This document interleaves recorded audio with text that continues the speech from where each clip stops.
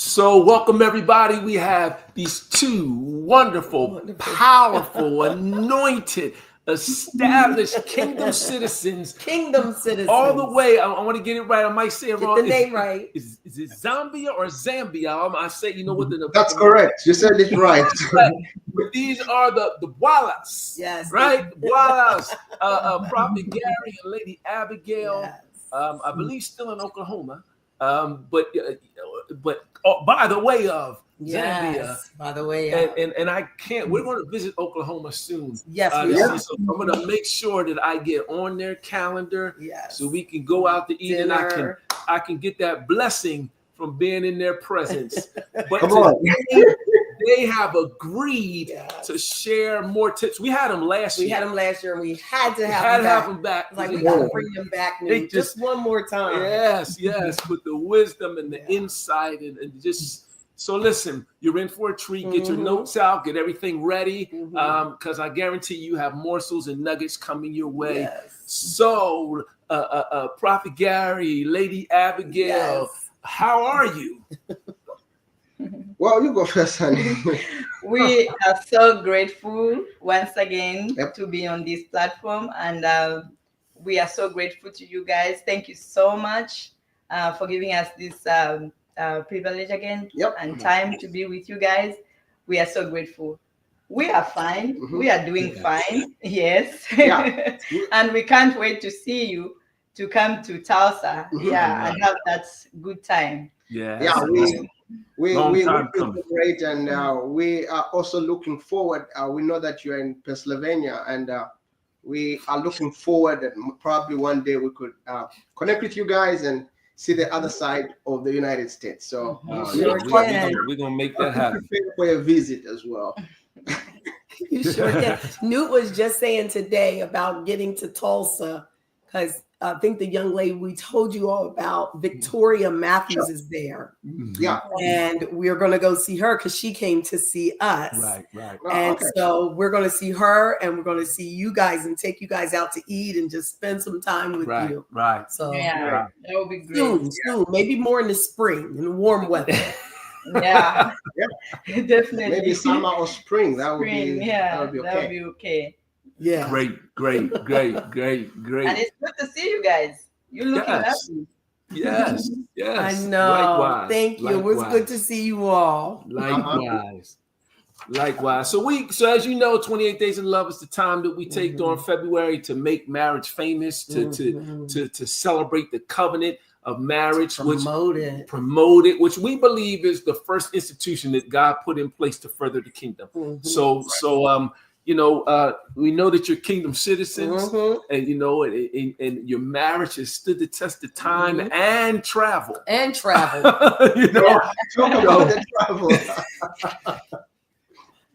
So I am wondering, tell us, what are some of the things? So you traveled from Zambia to Oklahoma. You went through the ORU, Oral Roberts University, right? Those were difficult things. Yes, you did that. You did that on faith. That part, and you're still standing. So tell us, what did you do, or if anything, to build resilience in your marriage relationship? Because there had to be, some tug of war in different areas of your life, because of your faith walk. So, well, you've really put it very clear and very nice. And, it hasn't just been very easy. And marriage, there are a lot of, there will always be things that will come and test your faith, your passion for it. And that would demand your resilience. Right. And it will run across several situations, financial, emotional, just different things. But talking about just us building resilience, I love the fact that you are also able to just empathize and get in the situation of the travel and getting into the school. I mean, it's something that wasn't very easy, because you're talking about a life that we built in ministry over 11 years. are getting established, and then boom, now we gotta have this vision, and this is just a new vision that we gotta pursue. It was just like a dream, but now it is a reality. How do you then begin to birth it out? So it wasn't something very easy, because we had to get we had to get over a lot of stuff. Our just home position. We got to also need to understand and how to going to navigate between just living a proper stable leadership for the ministry that we were hoping to get to the next level. So it was something else. And coming into the United States wasn't just like you're pursuing the American dream. Now you go into a place of learning. So like you go 10 times back. So imagine you're coming from a place of a person who is in the frontline ministry, and then going 10 times or 20 times back, sitting behind the desk, learning and just going there every day, talking to the professors. And sometimes you think you know what it takes, but they tell you that's not how you do it, and then you have to redo it. But again, you've got to juggle between being a father, being a husband, and now being a student. And school here in America is very engaging. And one of the things that I realize is it's always practical. There's always a practical side of it. And that was just the strength. But one of the things that through the process that helped us to manage that actually, in as much as it may look like a good thing, it was really a huge challenge. It was a huge challenge. It was really a huge challenge, because it stretched our finances, it stretched our emotions, it stretched our cultural beliefs. Actually, our faith went on another level. It went on another level. So in navigating that, one of the things that we employed was clear communication. Realize that whenever something is happening, and one thing that really helped us is to talk about what we engaged ourselves into. Sharing moments, like I remember she would ask me, how is school going? How are you fitting in? And just sometimes I would spend a lot of time at school, and she would be here with the kids. I think another thing that we did, which was so important, was being united. You know, that unity, which both of us, we understood what we were going into, and we were so much expectant of some of the things that will begin to come to us, because we were in unity at that particular time. Even now, unity is always our stronghold. Like we always want to be in unity in whatever we are doing, so that we work together. Wow. I have to say, because just like the last time we interviewed with you all, every time I hear you guys talk about that transition, I'm just going to tell you, it blows my mind every time.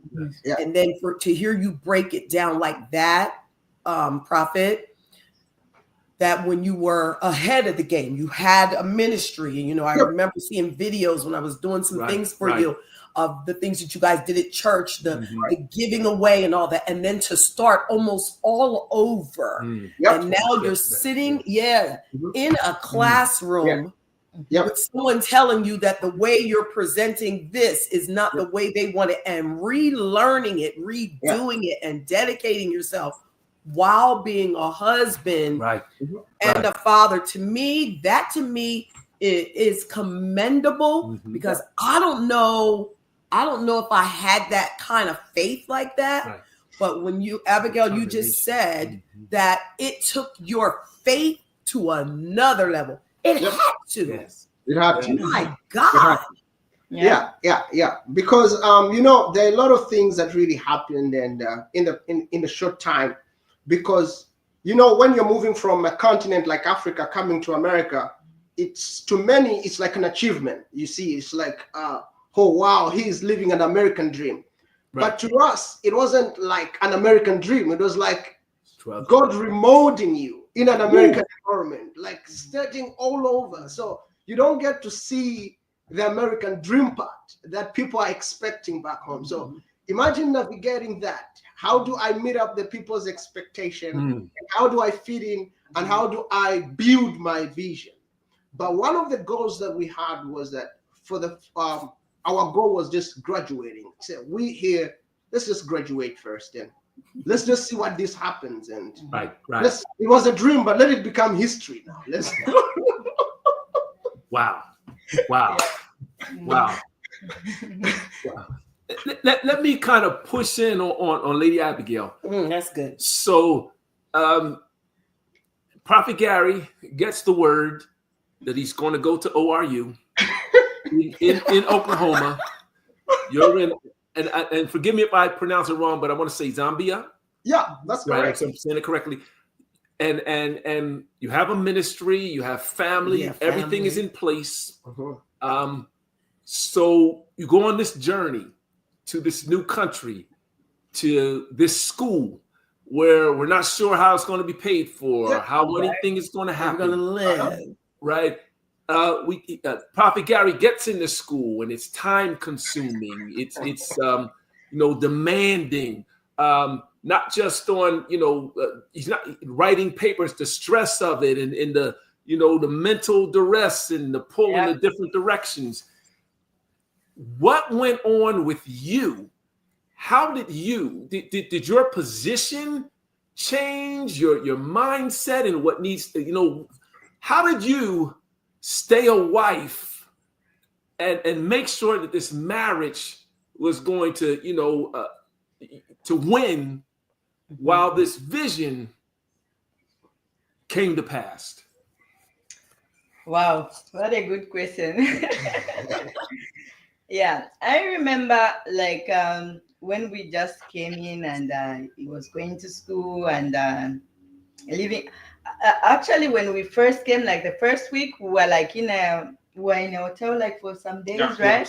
For like a week. Yeah, for a week. I remember when he goes to school, I'll remain on my position and just pray for him and just pray for the family because I knew he was going into a new environment. And whenever he came back, I asked him, like he said, I would ask him how was class, what's the class, and he would tell me I'm with these young, the Gen Zs, he's in the class with these young boys and girls, and I was like, wow. So I was just there for him to just encourage him and just give him, I think, a good environment when he comes home. So I wasn't very expectant of much of the things like living large and so on, because I knew where we are coming from. And at that particular moment, I knew what we came for. So I would always just be home with the kids, pray for him as he goes, and just take my position as a wife so that he's comfortable whenever he's back and with everything that he's doing. Yeah. Wow.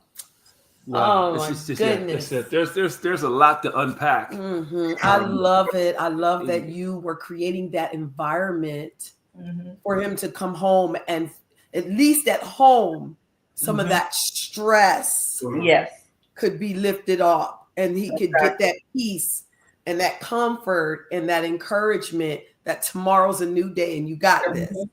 And then the next day's a new day and you got this. So how many years have you guys been in Tulsa now? We're going into 4 years. 4 years now. Yeah. We are almost 4. Yeah. Almost 4. I remember meeting Prophet Garry. I have to tell this. So we all were a part of Lady Alicia Lorraine's radio show. And there was a young lady there who brought Prophet on to prophesy and to teach dreams. I don't know if you remember this, Prophet. I'll never forget it. And I got on. I was home during the day because I'm a teacher, so I would be off during the summers. And I listened, and then I would take my notepad and write notes as he was teaching about dreams. And I think I sent him a dream that I didn't understand, that I needed interpreted. And then he told me about it. And then I introduced my husband to him. I said, Listen, and I forget the lady who brought you on, but that's how that's how we met. Yeah. Him using the gift God gave to him to prophesy and to teach. And so then once I started hearing him teach, I started following when he would get on and teach and preach, and that's how we got introduced to Prophet Garry through Alicia Lorraine's radio show. Right. So I'm so thankful for that. Yeah. No, it's been a journey, and you guys, from the time I connected, it's been a very inspirational moment, and connecting with you people.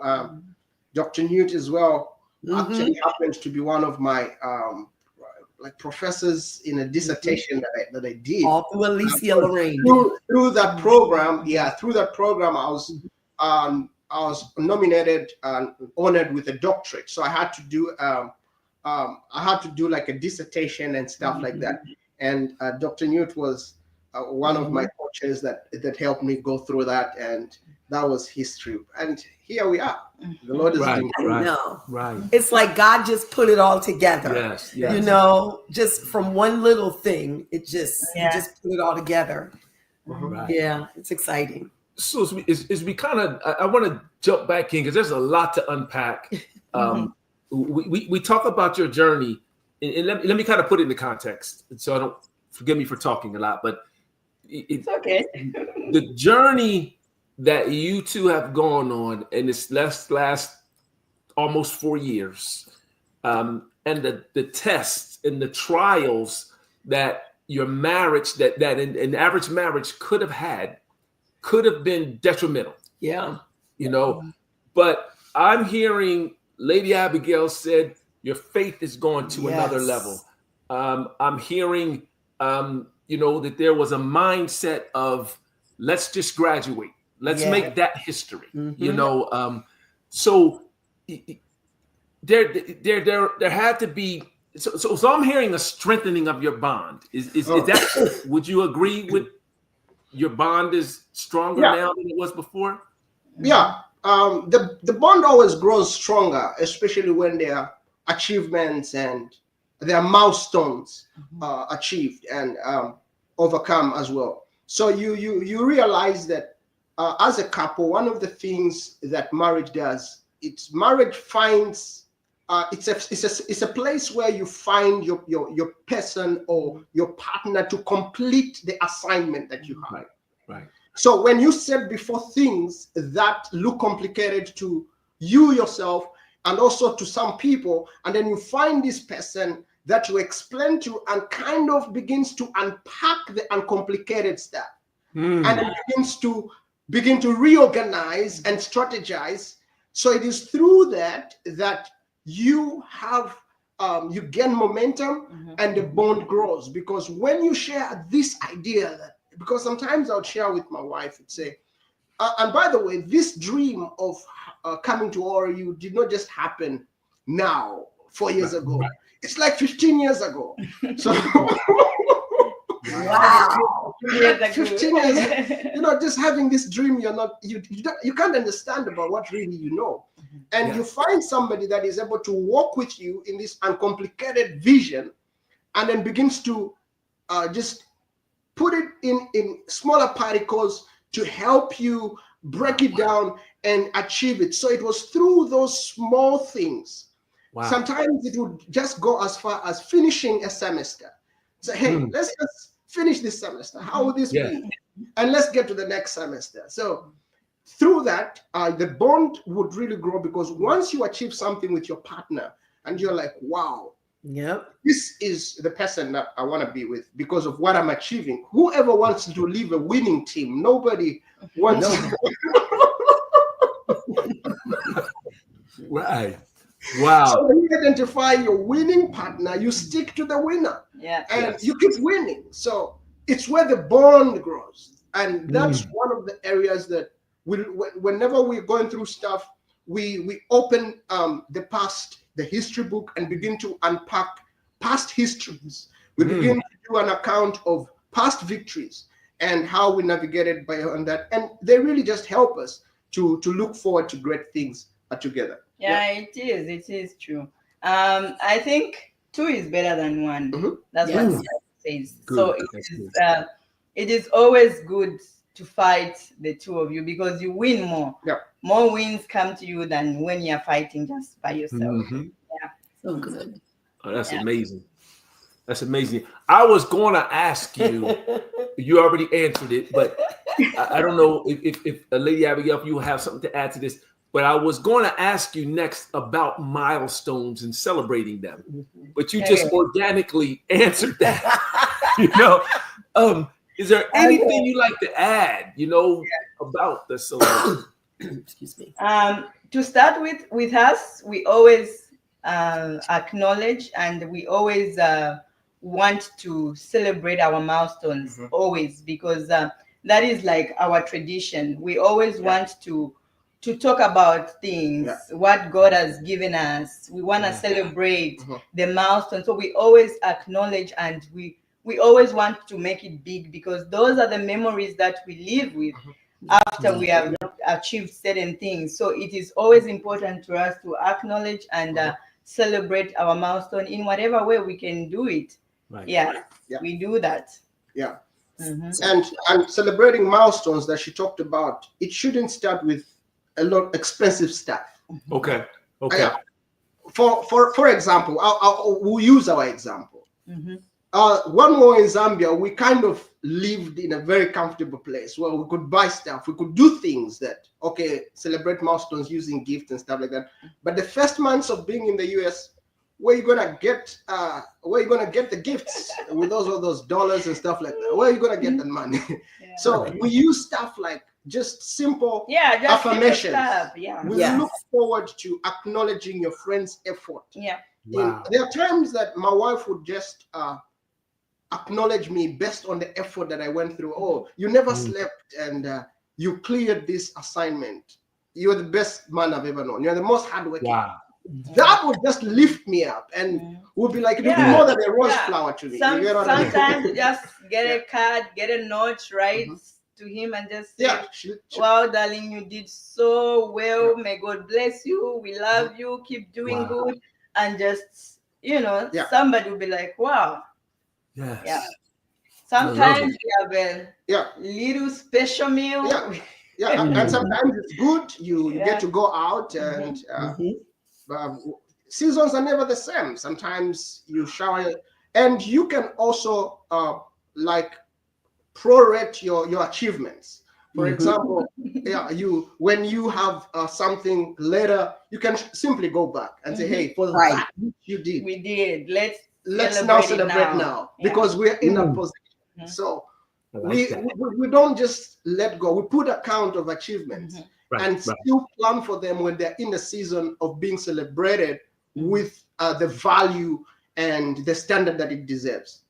Wow, I love it. I think they give us, or what I just wanted to say, it's like it gives us a momentum to do well and to do better for each other. So it's like a push for us whenever we acknowledge and celebrate our achievements.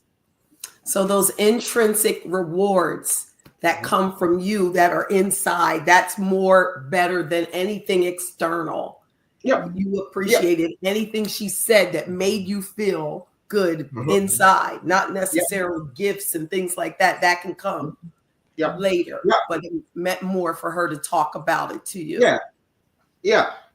So as couples and as a couple, we have always just been there for one another and knowing that we are one another's strength, because marriage is different from dating. We're not dating. Dating, you give an impression, but marriage, you live a reality.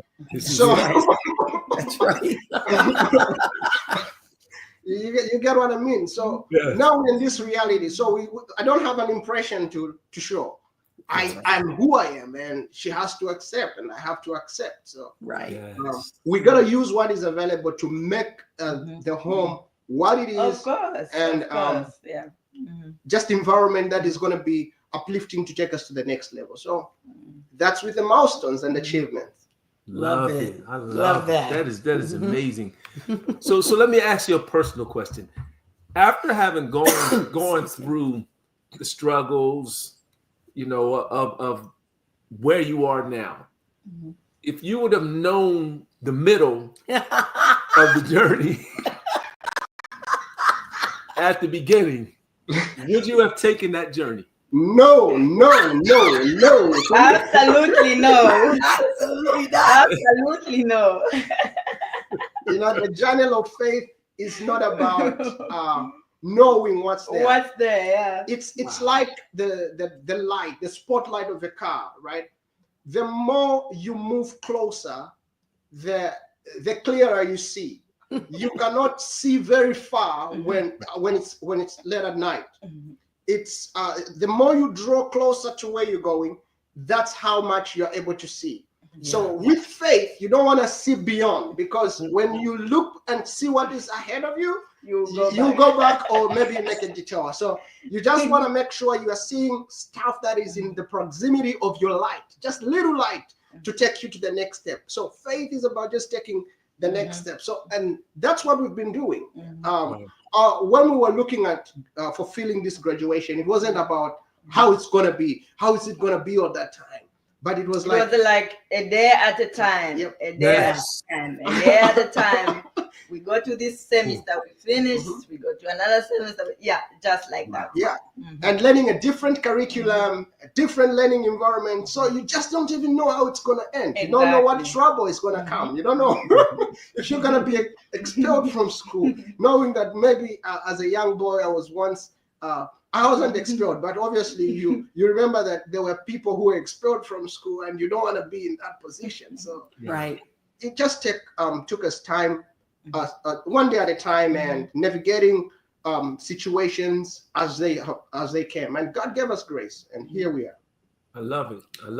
It just sounds just like our God, honestly, this whole story, because he's going to give you the vision, the idea, and the faith. And if you take that leap, he's not showing you all that in between, because just like you said, you won't go or you'll go back. But he gave you the faith that once you got there, now you see it. You see, I'm close to it. I'm going to finish it, even if it takes you through some difficulties. So I'm just so glad you guys are a great example for other people who are going to be able to say, well, you know what? They did it. They figured it out. Look, he graduated, and look, they're doing well. I can do it too. Yep. Yeah. Right. So, and I don't know how to ask this. There's something I'm trying to get to, but I don't know how to get. I don't know the right words. I'm just going to talk, and we'll see what happens. So, you have this goal of this thing to accomplish, but you have this marriage and this family to maintain, a covenant that you established, right? Was one more important than the other throughout the journey? Did you bind them together? I want to know. What I'm trying to get is for people who are listening to hear how you guys set a target together that strained your not your relationship, or the things that you normally could have done. Right.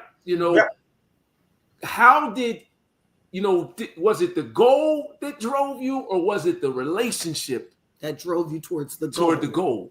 Okay. Do you want to go first on this? Okay. Your turn.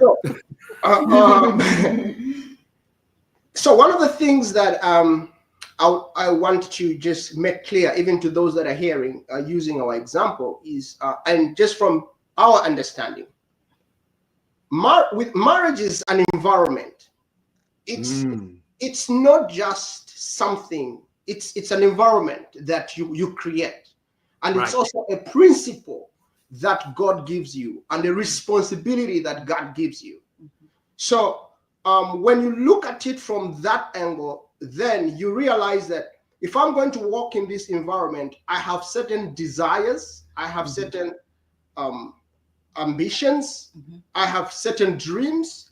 So it's a place where you openly talk to somebody, or your partner in this case, where you share what is it that you want to achieve. It's not about me. It's not about her. It's about us. So Yeah. one of the things that helped us is in our initial times and our time that we've been together is we set first individual goals. We shared individual dreams and see where we can balance those dreams and see what's common in our dreams. I love it. Because I don't want to take a selfish ambition to fulfill my dream and then she feel used. Right. And I don't want to feel used by just supporting her and feel like I'm being inadequate with what I'm doing. Right. So there are things that we set apart. There are dreams that she told me she want to do, and there are dreams that I told her I want to achieve. Right. And then we came together and put priorities. What will be our priorities in achieving this? So we set the marriage aside. And we put the support system in place. There it is. What will make the marriage is the support system, being there for one another, because that's where the value of being together comes from. Because if we look at the marriage, then we're gonna leave it for what the people are saying, because we want to get an impression for the people. Right. But if I'm gonna be like feel the happy marriage, I'm gonna first feel the value that my partner brings. Yes. The pride of being married not only to this beautiful looking lady, but also to an intelligent supporting system. That when she comes in place, she begins to push me, she begins to challenge me and position me for my dreams. And I also want to do the same.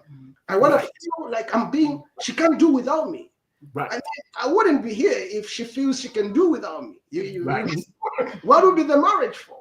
But you know, because she always tells me how valuable I am in her life, and I always tell her how valuable and she is in my life. Right. So once that is in place and you miss it, then you begin to look out for one another and pursue supporting one another, and in turn, it qualifies to be a good marriage, and that's what it has been like for us. Yeah. Yes. So good. That's true. That's very true. You can add. I think in everything that he has said, we are not completely saying that you will not have challenges along the way. Yeah.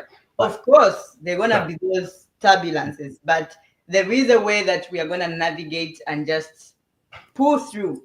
It is not something that is just like smooth. Of course, when your friend is taking much time to the library studying, you will feel lonely. You are just with the kids.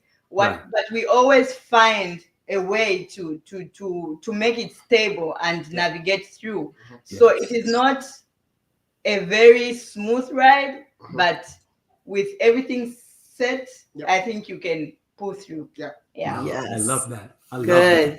You answered that great. Yes, I love that. That was excellent. I love that. I got some. I love that. That was powerful. That was powerful. I don't want to take a whole lot more of your time, but I do want to see if you'll dive into the faith journey.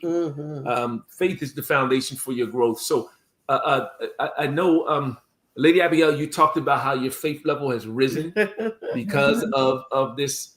I don't know. So I don't know how to ask this question. I don't want to ask it too confined. So I'm just going to just throw it out there broad and let you guys minister to us. Tell us about, what has occurred with your faith? How do you know that has occurred? What were some of the challenges? I don't know. Tell us about. How do you know that faith has increased? Your faith has increased. Yes. What's happened to your faith as a result of this journey? And the reason I'm asking is because other individuals are going to have different journeys with different struggles. And I'm hoping that they can take what you share and superimpose it on their situations when they arise in their marriages. Yeah, and understanding how faith flows. Yeah, faith. I don't know how other people measure faith, but with me being in America for almost 4 years, and I'm not working and I'm here, but I could see the hand of God on our lives in so many ways. Wow. Where where I'm coming from, you do this, you're working, you're doing this, and you're seeing you know your plan of everyday provision, but sometimes there are levels where you don't know what is next for you, but you just choose to believe and trust. You just choose to believe in God and trust. I think there is a lot of things that have come in our lives because we have believed and we have trusted on God, and everything has come to pass because we have that faith to say, Lord, if you do not come through, then I don't know. You are the only one who will come through in this situation for me. So you get to see the level of faith. You pray and you ask God and you forget, and God just brings everything that you have asked for. Yeah. Oh, man. Wow. Yeah. Yeah. Powerful. That was powerful. She just ministered to me. And just to add on that, I believe that faith should be very basic. It shouldn't be very complicated, because it should be very, very basic. And the Bible says faith faith comes by hearing, and hearing from the word of God. Now, I've also have another vision of building faith, because faith in itself must be built. And speaking from our own experience, faith is like a muscle. You see, it's like a muscle. The more you give, the more exercise you give to the muscle, the more it increases. So you intentionally begin to grow your faith by what you hear, the right things that you hear, and your environment matters. Sorry to say this, sometimes faith may not even be at church, because the people that you are around with, they may not be in the season you are in to understand what you're about to achieve. They may even discourage you based on their level of faith. So sometimes what I feel and what I've experienced in the journey of faith, you want to always stay with something that encourages you, the positive word. Always, you got to be positive. Maintain a positive spirit within you. Maintain a positive environment, because faith and fear are like twins. They all demand attention. You know what I mean? And it's if you put yourself on negative stuff, fear will grip in you. If you put and take a lot of positive stuff, your faith builds. So the things that you need to intentionally always do, like my wife knows, and this is one thing that has worked for us in our marriage. I always tell her that, in as much as you would see something that may not be appealing to you, never speak to me in a negative way. Use the positive way of bringing that to me. That just helps me to stay positioned and also stand on faith, because also analyzing something too much destroys the faith. Think constantly about the outcome of something. You may not know the answer, and that will draw your faith down. Wow. But sometimes you just let it go and take a day at a time. Be positive. Listen to something positive, especially the word of God. The word of God is very pure, and it has a place, it goes beyond motivational messages. Yes. The word of God goes beyond, because it begins to bring your spiritual ability in alignment with God's will. Right. And your body or your physical being begins to be conformed by your spiritual engagement with God. Yes. So when you are lacking that association with the presence of God, your body will always be, your physical being will always take precedence over the spiritual ability. Right. So once you engage in that spiritual effort, you find that your faith begins to now build and also support your physical body, That's my take on that. Oh my goodness. So good. I'm gonna have to play this replay a couple times and take some notes. That was heavy. I love that. Over-analyzing piece. Man, I saw myself. Oh my goodness. Faith and fear twins drawing the attention. And what I loved about what you said also is you had the conversation with Lady Abigail and said, if you see something in me, then say it in a positive way. So that I can keep my surroundings. Oh my. Yeah, I think it's because sometimes, I don't know, sometimes us ladies, we like sometimes to, to just talk sometimes. And, when some things happen, sometimes we just want to just talk. And, so there's a point where sometimes I come down and I say, oh, let me bring it in this way. Let me not bring it to him in this way. Let me just tone down and present it in this way, because sometimes there are those moments where you would just bring things and just talk and without minding, but with the Holy Spirit you just tone down. Wow. Yeah. That's not just a lady thing.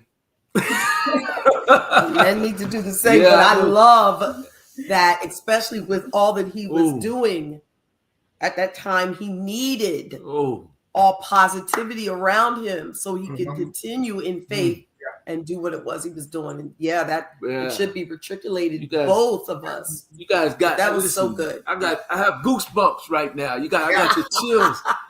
And just to add on this, one of the things that helped me is because I did a major in communication as well.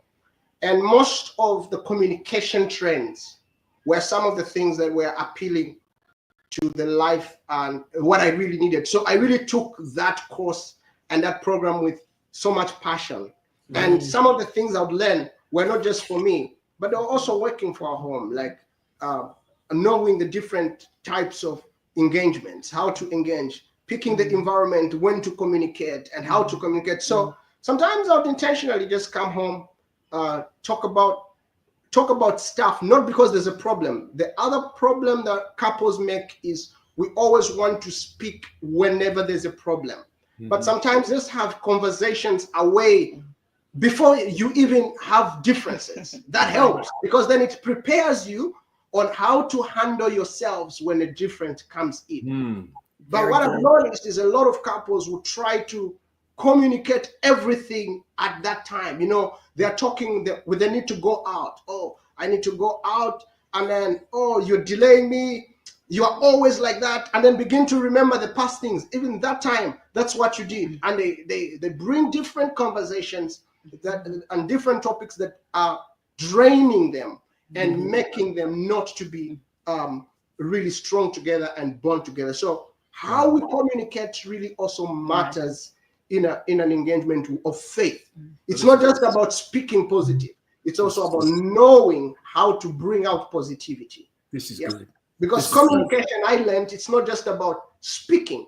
It's how you communicate. It's how you bring out a message. So in presenting a message, it's not just about talking. Right.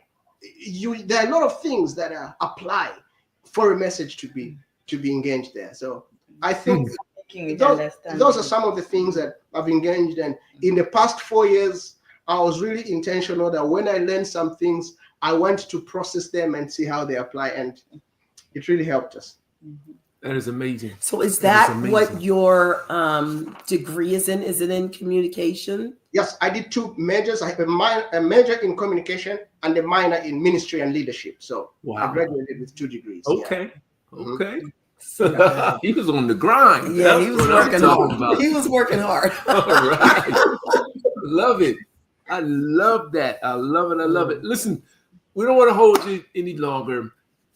And this is like a funny question to ask because it's all you've been doing the whole time. Yeah. But do you have any last words, any advice? Young married couples. For young married couples so their marriage can thrive.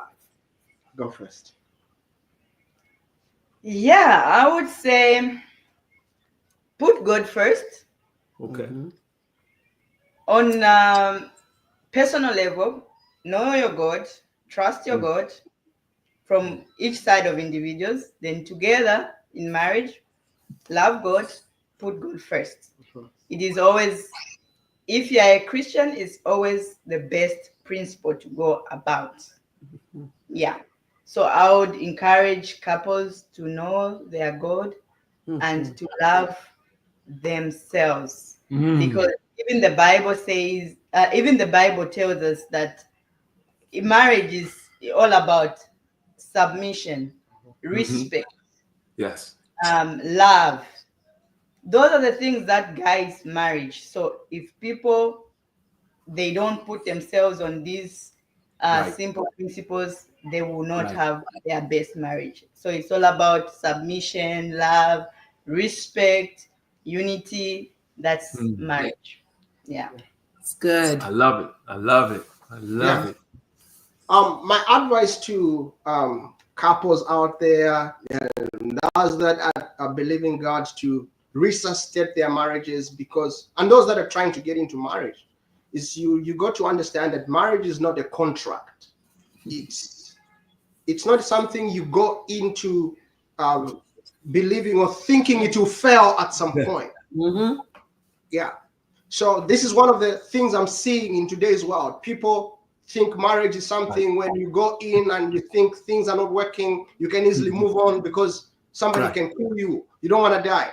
But hey, you need to be very careful. Marriage is a product of friendship. You never get married with somebody who's not your friend. That's right. Wow. Never get married with somebody who's just your business partner or somebody who's your co-worker. Never get married to such a person. Yes. You Yes. want to get married to a friend because friendship overcomes all challenges. Yes, it does. Friendship is very unique. It leaves a test of time. Yes. And genuine friendship actually grows into the family. I'm sure you have people that you can say, here they were a friend and they've grown into a family. Right. Why? Because of the experiences that you've gone through. Same as marriages. If you're gonna go and just be intentional about being a friend to your partner and being a best friend to your partner and just making the environment of friendship in a home, everything is gonna flow easily because you're gonna laugh about stuff. You're gonna joke about stuff. Intimacy is gonna come into play because you'll be nothing to fake or just create an impression.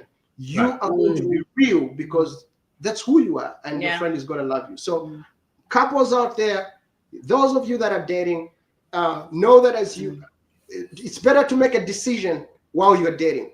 But once you get married, whatever you've been doing while you're dating just continues in marriage. So if you are dating and you've never been good friends with your friend, you'll never be friends when you get married. So now. Yeah, Wow. I remember one of our counselors before we got married. They taught us one thing to say: marriage is like an empty box. Right. You know, like where you get an empty box or an empty wrapped present box, a gift box. Right. Right. Where it is nicely wrapped from outside, but inside there it is empty. You never know what is in there until you open it.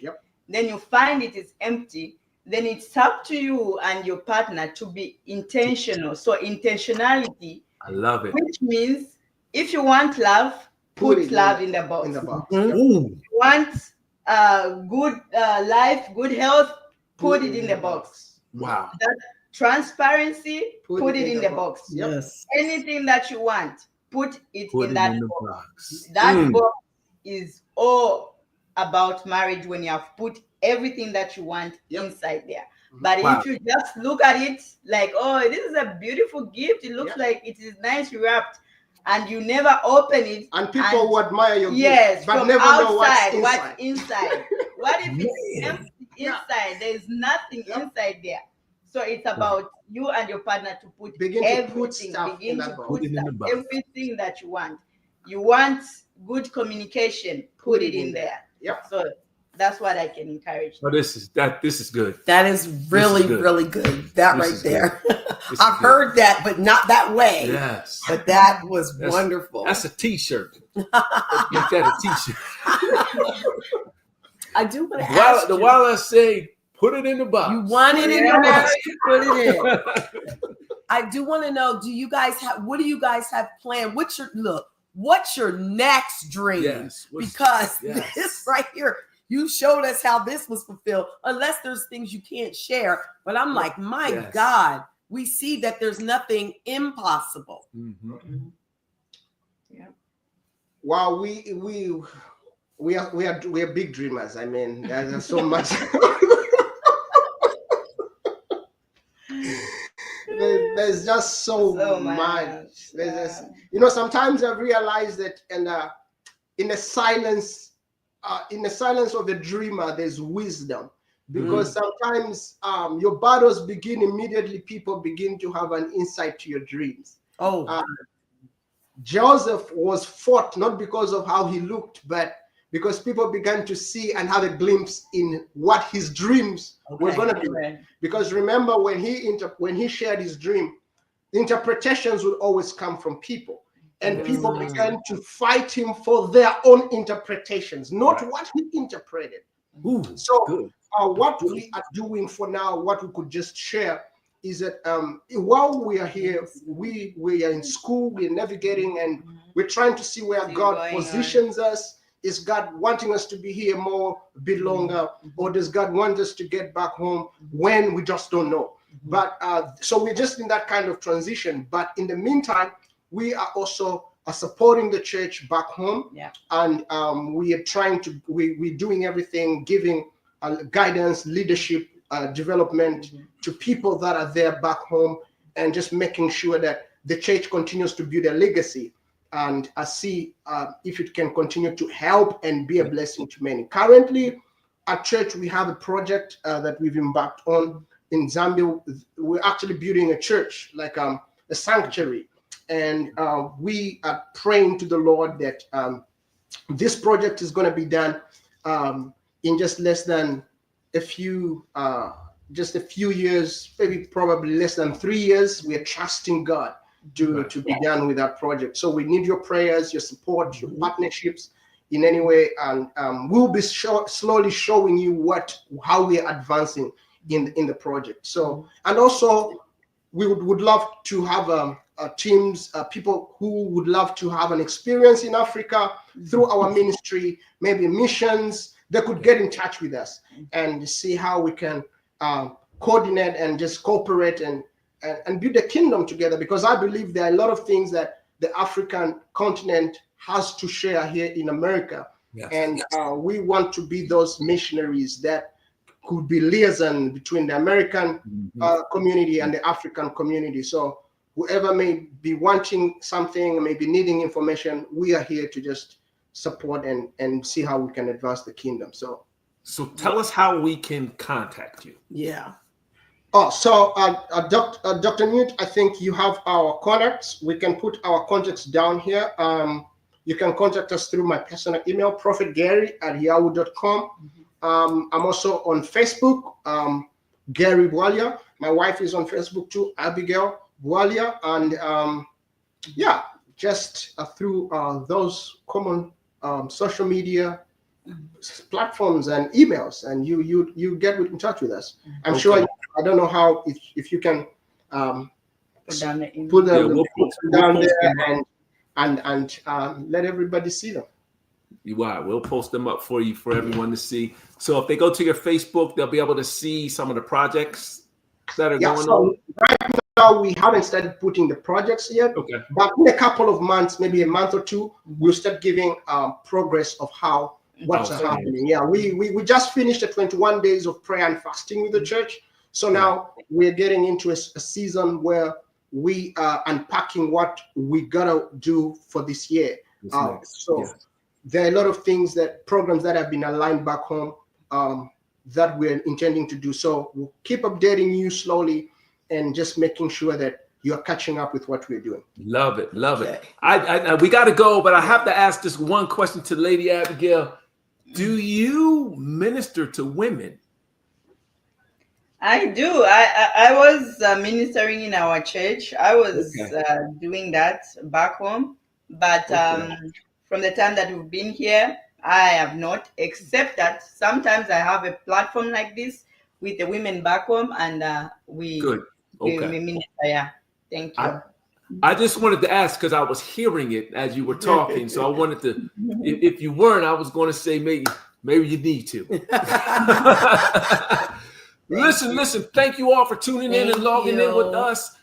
Thank you, Prophet Gary and Lady Abigail, for spending some time with us. I am so indebted to you, and we're gonna stay connected. We're gonna keep following. Sir. Yes, sir. Listen, everyone, thank you for logging into this episode of 28 Days of Love, and we'll see you tomorrow evening, where we have another panel discussion. Live panel discussion. Another live panel discussion for you. So you want to jump in on that, to tap into the wisdom there. It's not over yet. This is 28 Days of Love. Hey! Yeah.